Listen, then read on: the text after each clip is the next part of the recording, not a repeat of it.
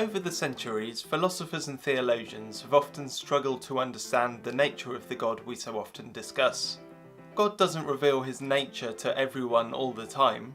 Instead, people are given different understandings and insights into the way God is, and they receive these at different times in their lives and throughout history. I believe that God intentionally limits our experience of him, so it is only ever partial and incomplete during human life. This is all part of the game of life, which is the way God chooses to use the infinite power that is at his disposal. God creates people of all different faiths and no faith in order to present a vast spectrum of experience and to give expression to some of the infinite possibilities that are contained within his nature. At this moment in my life, I can confidently say God has given me an awareness of his existence. I believe that God could take away that awareness at any time, but it seems for the time being he wants me to be aware of him and to talk and write about him. I can confidently say the following things about God. God is everywhere or omnipresent. God has no boundaries. God is all that exists. God is creative. God is all-powerful or omnipotent. God is all-knowing or omniscient. God is living. God is real. God is mysterious.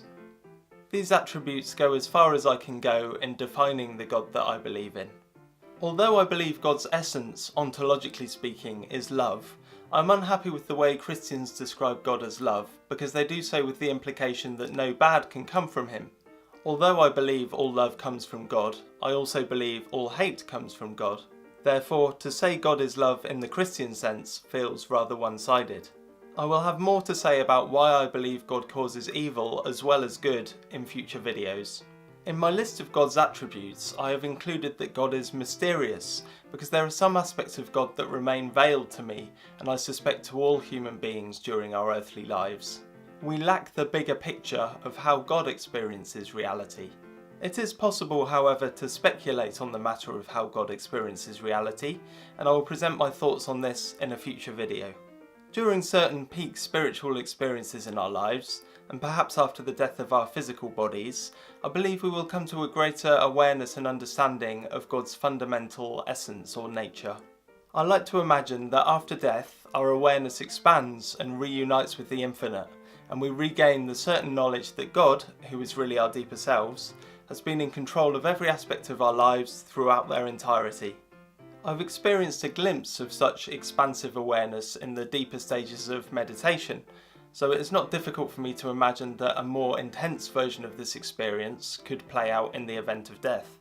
Do you agree that God has some or all of the attributes mentioned in this video? Feel free to leave a comment below with your thoughts.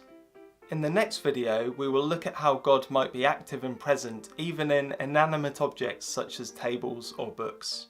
Thank you for watching.